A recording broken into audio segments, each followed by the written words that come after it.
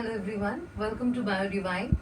তো last class 9-এ আমরা পড়েছিলাম ব্রায়োফাইটা সম্পর্কে, অর্থাৎ উদ্ভিদ রাজ্যের তৃতীয় গোষ্ঠী ব্রায়োফাইটা সম্পর্কে। আজ আমরা উদ্ভিদ রাজ্যের চতুর্থ গোষ্ঠী অর্থাৎ টেরিডোফাইটা সম্পর্কে একটু জেনে নেব। ওকে, সো টেরিডোফাইটা সম্পর্কে প্রথমে যে পয়েন্টসগুলো চলে আসে সেটা হচ্ছে যে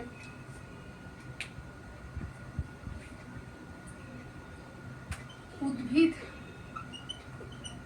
রাজ্যের চতুর্থ গোষ্ঠী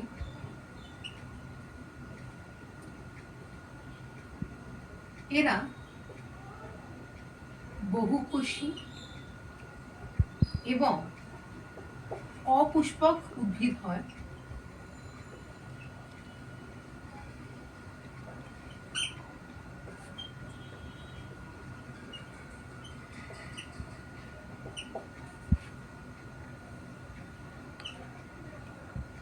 সাধারণত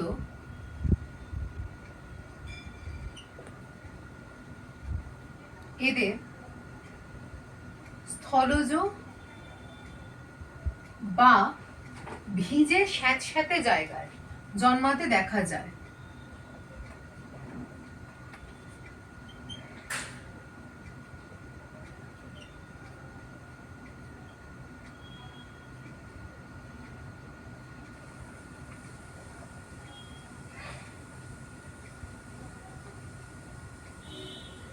এটা হলো এদের এমনি সাধারণ বৈশিষ্ট্য বা টেরিডোফাইটের সাধারণ বৈশিষ্ট্য। এবার আমরা এদের দেহগত বৈশিষ্ট্য একটু কিছু দেখে নেব। আচ্ছা, আমি দেহগত বৈশিষ্ট্য কিছু লিখে দিয়েছি। এর মধ্যে কি দেখা যাচ্ছে? দেহ মূল, কাণ্ড ও পাতায় স্পষ্টভাবে বিভক্ত। ঠিক আছে, প্রধান উদ্ভিদ দেহ রেণুধর। এটা কিন্তু খুব ইম্পর্টেন্ট পয়েন্ট, কারণ আমরা এর যে মেন প্ল্যান্ট বডিটা দেখতে পাই তার মধ্যে আমরা স্পোর দেখি। আমি এইটা পড়িয়ে দিয়ে একটা ছবির মাধ্যমে বুঝিয়ে দেবো, তাহলে তোমাদের বুঝতে একটু সুবিধা হবে। দ্বিতীয় পয়েন্ট কি?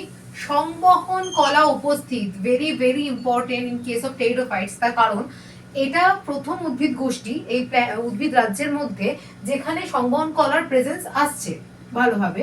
আর এই জন্য আমরা একে কি বলে থাকি? ভাস্কুলার ক্রিপ্টোগ্যামাস বা ক্রিপ্টোগ্যামি প্ল্যান্ট।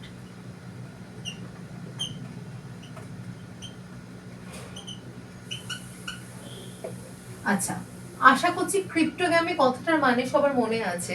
আমি বলেছিলাম উদ্ভিদ রাজ্যকে আমরা দুভাগে ভাগ করতে পারি, একটা হচ্ছে ক্রিপ্টোগ্যামি, একটা হচ্ছে ফেনারোগ্যামি। ক্রিপ্টোগ্যামি কাদেরকে বলবো? যাদের ক্ষেত্রে বীজের কোনো, যেসব উদ্ভিদে বীজের কোনো অস্তিত্ব বা উপস্থিতি দেখা যায় না, তাদেরকে আমরা বলবো হচ্ছে ক্রিপ্টোগ্যামি। এবং যেসব ক্ষেত্রে বীজ বর্তমান বা বীজ দেখা যায় তাদেরকে আমরা বলবো হচ্ছে ফেনারোগ্যামি। এবার এই ক্ষেত্রে যেহেতু সংবহন কলা উপস্থিত ফর টেরিডোফাইটস, তাই জন্য আমরা এদেরকে বলবো ভ্যাসকুলার ক্রিপ্টোগ্যামি প্ল্যান্ট। আচ্ছা, লাস্ট পয়েন্টে কি বলবো?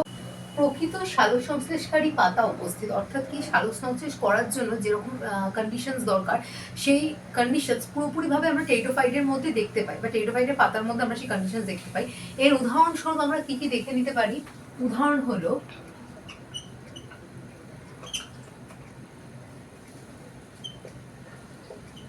লাইকোপোডিয়াম,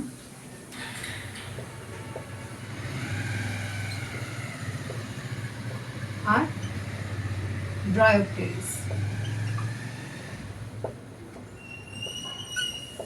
ওকে, এরপর আমি একটি ছবির মাধ্যমে তোমাদের বুঝিয়ে দেওয়ার চেষ্টা করছি। আর আপাতত টেরিডোফাইটের সম্পর্কে যদি বৈশিষ্ট্য মনে রাখতে হয়, প্রথম যে বৈশিষ্ট্যগুলো আমি বলেছিলাম সেগুলো হচ্ছে সাধারণ বৈশিষ্ট্যের মধ্যে পড়ে, এইগুলো দেহগত বৈশিষ্ট্যের মধ্যে পড়ে। ঠিক আছে, আর এই ইকোনমিক্যাল ইম্পর্টেন্সটাও আমি বলে দিচ্ছি। আচ্ছা, আর্থিক গুরুত্বের মধ্যে আমরা ফার্স্টে যেটা দেখবো সেটা হচ্ছে খাদ্য হিসেবে। খাদ্য হিসেবে আমরা টেরিডোফাইটার মধ্যে মার্সিলিয়াকে দেখতে পাই। মার্সিলিয়াকে প্রধানত খাবার বা শাকজাত শস্য হিসেবে ব্যবহার করা হয় হচ্ছে নর্থ ইন্ডিয়াতে বা নর্থ ইস্ট ইন্ডিয়াতে মেজরলি। আচ্ছা, জৈব সার হিসেবে আমরা হয়তো অনেকেই নাইট্রোজেনের স্থিতিকরণ বা স্থৈতিকরণ শুনেছি টার্মটা। অ্যানাবিনা এবং অ্যাজোলা, এই অ্যাজোলার মধ্যে যে অ্যানাবিনা থাকে সেই অ্যানাবেনার সাথে অ্যাজোলার যে সিম্বায়াসিস সেটা নাইট্রোজেন ফিক্সেশনে হেল্প করে। এবার এই গোটা জিনিসটাই আমরা সার হিসেবে শস্য খেতে ব্যবহার করি, এবং সেই কারণে টেরিডোফাইটাকে আমরা বলে থাকি green gold of the field.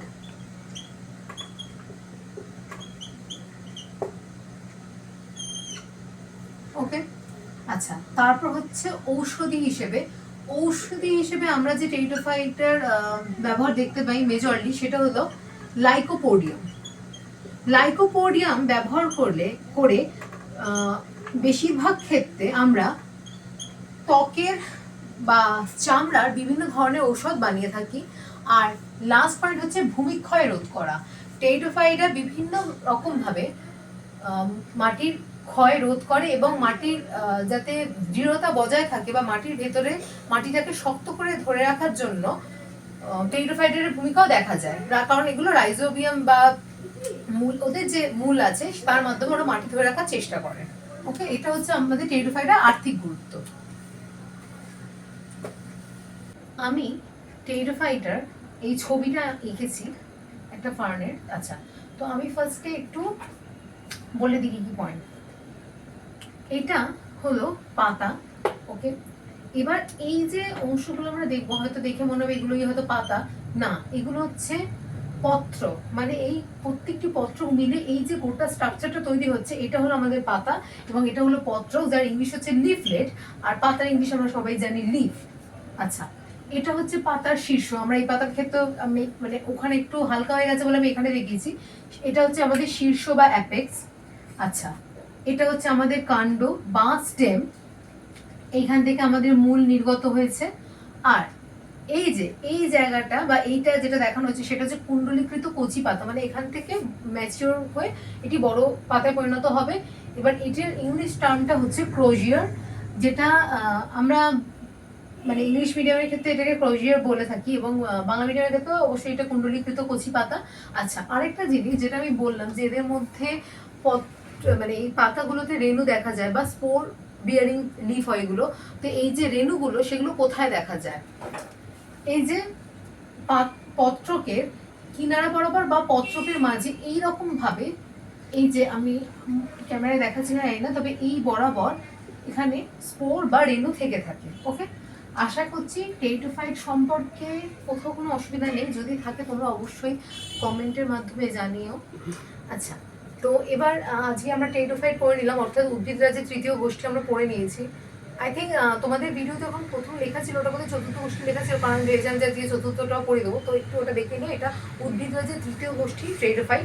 পরের দিন আমরা চতুর্থ গোষ্ঠী পড়বো, তারপর আমরা মানে যেটা আমাদের গুপ্তবীজি এবং ব্যক্তবীজি পড়বো পরের দিন, এবং তারপরের দিন পড়বো আমরা গুপ্তবীজি। ঠিক আছে, আশা করছি এই ভিডিওটি থেকে টেরিডোফাইট সম্পর্কে কারো বুঝতে কিছু অসুবিধা হয়নি। এবার যদি অসুবিধা হয়েও থাকে অবশ্যই আমাকে এই ভিডিওটির কমেন্ট সেকশনে তোমরা জানিও।